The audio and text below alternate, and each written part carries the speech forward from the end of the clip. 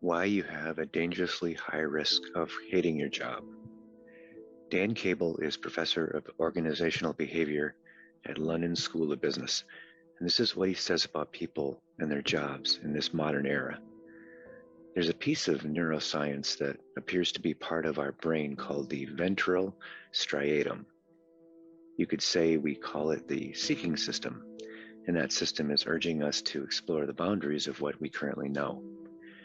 It's urging us to be curious, and I mean innately curious.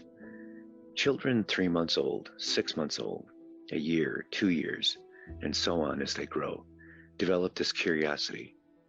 And if you give them some kind of toy or a set of car keys, they love it for a little while, but eventually they get used to it. Your car keys are interesting when it's the new thing. They're experiencing the desire to learn. This system was developed by evolution to help us keep learning throughout our whole lives. When I first learned about this seeking system, I found it fascinating because it started to give me some insight as to why disengagement from boring work may not be a bug, but it might be a feature. In 2015 to 2016, a Gallup poll found evidence that about 70% of people are not engaged in what they do all day long, and about 18% of people in jobs are repulsed. They're actively disengaged from what they do, and this is a big problem. It could even be called an epidemic, because work is mostly what we do. We spend so much more of our time at work than we do with our families, and also try to fit it in with some hobbies.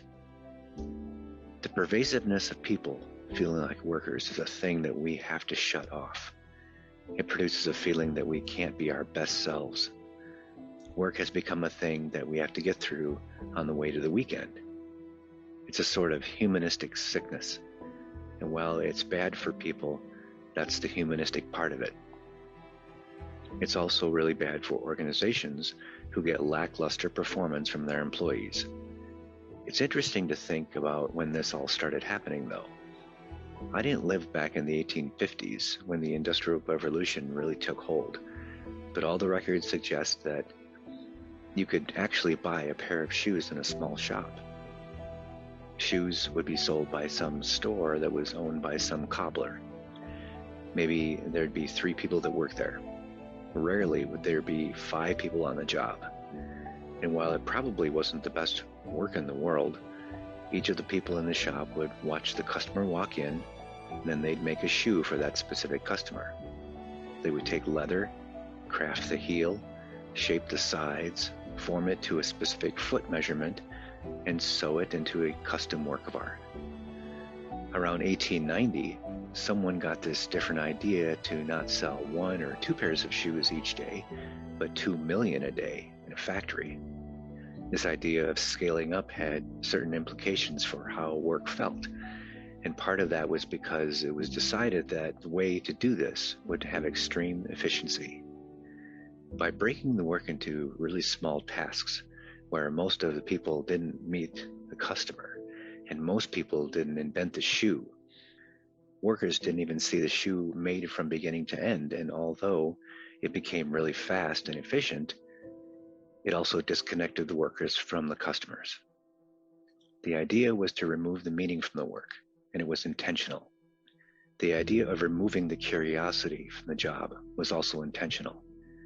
For Henry Ford, for example, curiosity was a bug.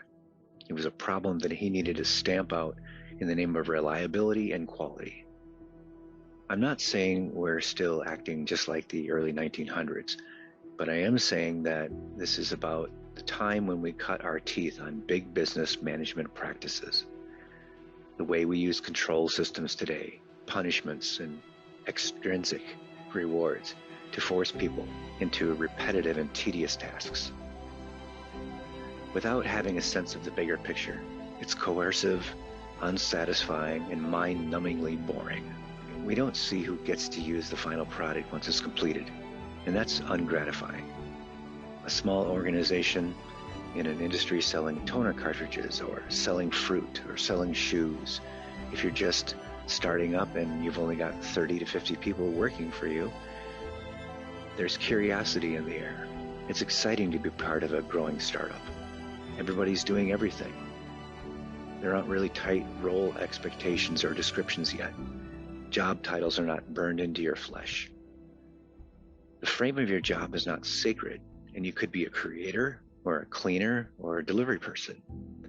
But then if you see the competitor doing something different or more interesting, you can engage in corporate espionage and take back the information to develop a new strategy. It's not only acceptable, it's desirable for a company. The CEO loves you for doing this sort of thing.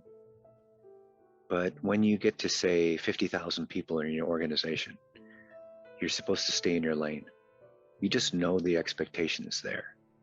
You suddenly have a set of KPIs or key performance indicators that are used to measure you and your job.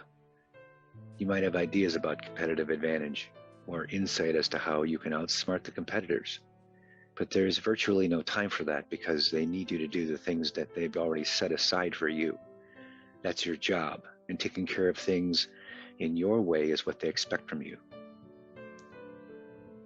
It's a lot less about which industry and a lot more now about what culture is. The expectations for what employees can bring to the table are drastically different from a small company to a large one. So work is not perfect, and it never will be perfect.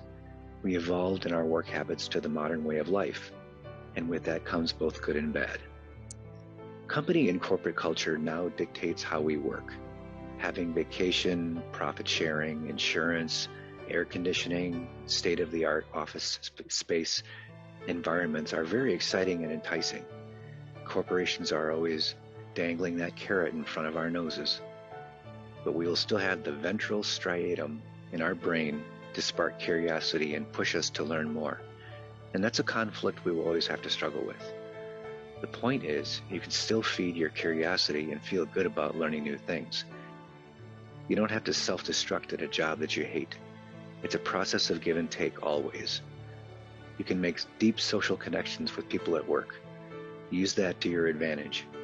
Your love for learning doesn't have to die, and you can still make a difference in this world by being your unique self. Just keep trying and don't settle for anything less than what you are. Take care of yourself and take care of each other.